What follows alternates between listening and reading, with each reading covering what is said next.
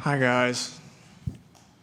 I got to ask about the sweatshirt because you were not a loser. So I'm wondering, what is there a meaning behind this sweatshirt? You don't like it? No, I like it. I'm just curious what's the story? It's just a cool sweater. You're not worried you're giving yourself a jinx? No, not at all. It's just a sweater, but just it's a funny play on words. So speaking of that undefeated record, does the pressure get worse as your record builds and builds and builds, or is it a little bit less because now you're kind of comfortable with winning?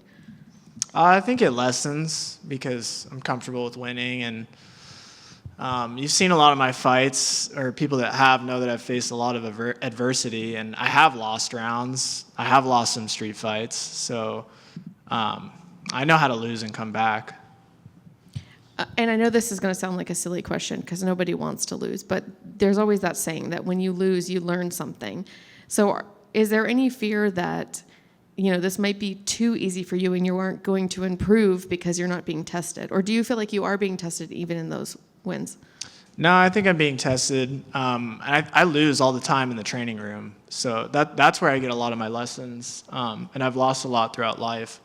But I wasn't super happy with my last performance, but I think I really got tested with my last opponent because it was just like a stylistic nightmare for me, and I still came out with the win. So, do you also think that maybe people like us pay too much attention to that record, having that undefeated record? Yeah, for sure. I think there's a lot of frauds that are undefeated. Like, I think there's a lot of guys that, haven't been tested. So I always understand the suspicion, and I am beatable. Everybody is. But you got to look at the regional scene because I'm only 1-0 in the UFC. Can you talk to me a little bit about your opponent? What are you expecting from him? I expect a dogfight, and I expect him to be pretty durable, and I think we're going to have to go into some really deep waters to get a definitive winner. Were you excited when you got the name, or was it a little... Yeah, super excited. I had a couple choices, and I picked him, in a heartbeat. Can you tell us who the other choices were? I don't even remember, honestly. I just didn't I was like, those guys aren't going to bring it as hard. And you said you think it's going to be a dogfight. Do you feel like it's going to go the full 3 rounds?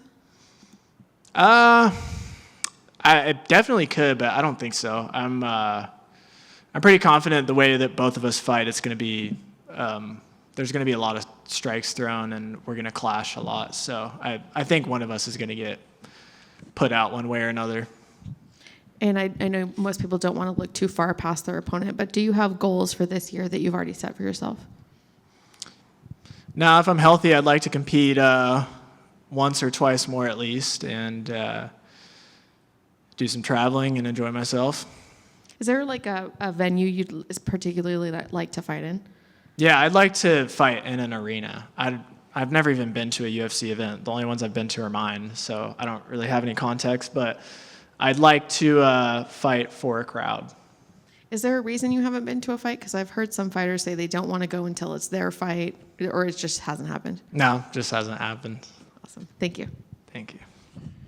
Hey, Payton. It's a quick one. What do you think of Sean O'Malley's win at UFC 299? That was impressive. I knew he was going to win, but I didn't think he was going to look that great, or just as good as he did. But I don't know how Cheeto stayed standing up, but his movement and everything has just gotten a lot better, and he just put a showcase on how much he's improved. Thanks, man. Yeah.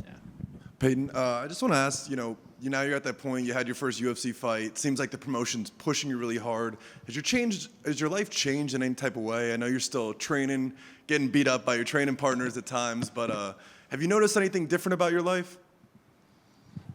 No, not too much. I feel like I prioritize my career more, and I've definitely put a lot of more time into that, as well as just expression of what I want to put out on the internet and everything. But everything else has pretty much been the same. Have you had anybody, at the supermarket or anything, and they're like, "Hey, are you Payton Talbott?" Yeah, for sure. Yeah? Was that happening before the UFC, or? No, not really. It was after my first win is when it's gotten a lot more, there's just been more people that notice me, but yeah. And is this something, you think about a lot when one day, the big money does come, the fame, not to really lose yourself in this process? A little bit. I mean, the money's going to change me. Like, I'll just tell you right now. Like, but I'll still be myself, and I'll have my core values and try to compete as much as possible. But I'm not worried about it. I don't think I'm going to change into a terrible person. Yeah, I guess it's kind of hard to not change a little bit when you got cool cars and clothes eventually, right? Hell yeah. That's all I got. Good luck this weekend. Thanks. What was the first thing that you're going to buy when you realize you've arrived money-wise? Like, oh, when I can buy a Ferrari, I'm set, or a yacht or something. That's a good question. I don't know. Maybe property or a Cybertruck or something. I don't know. It's something I can have fun with.